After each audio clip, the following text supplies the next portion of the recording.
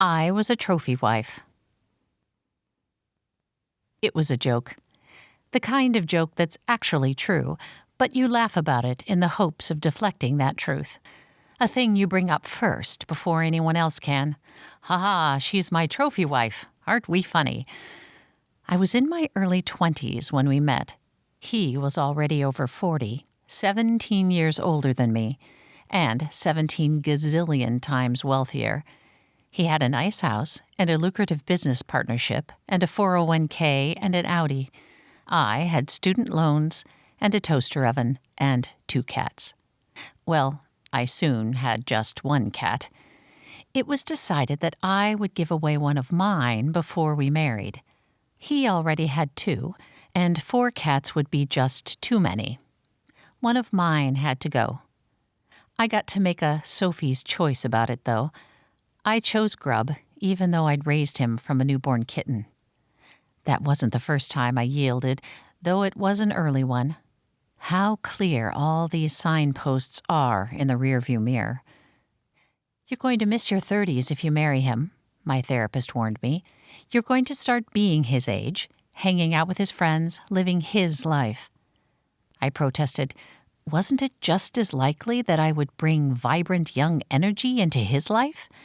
My creative interests and my hip friends? Well, semi-hip, I guess.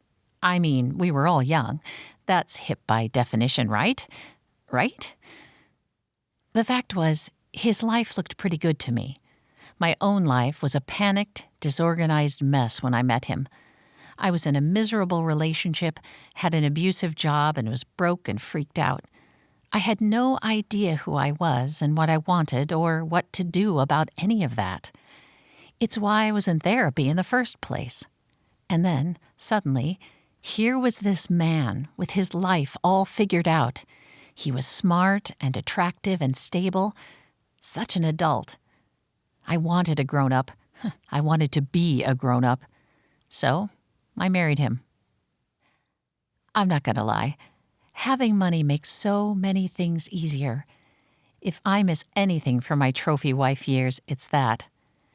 The first time I walked down a grocery aisle and realized I could just put things in my cart without having to keep a running tally in my head, it was amazing. I didn't stop at groceries.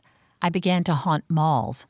I loved how familiar and comfortable they felt, so bright and clean and safe. All the nice stores with all the nice clothes in them, clothes I could take home and wear and feel pretty and rich. I collected far too many pairs of boots. I started getting my hair cut at a fancy salon downtown and then frosted too. I developed a craving for jewelry. Was I filling the vast emptiness inside? No, of course not.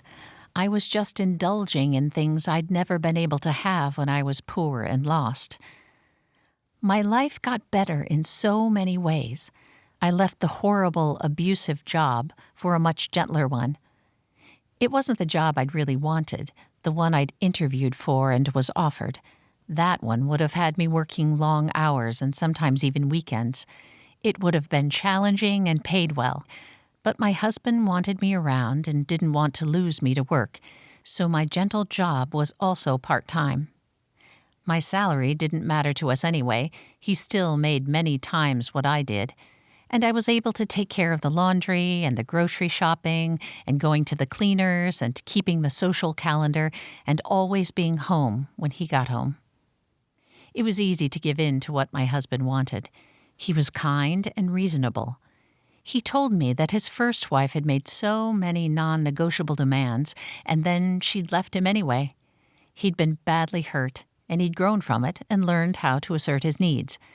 Anyway, the things he wanted, they all seemed like good ideas, didn't they?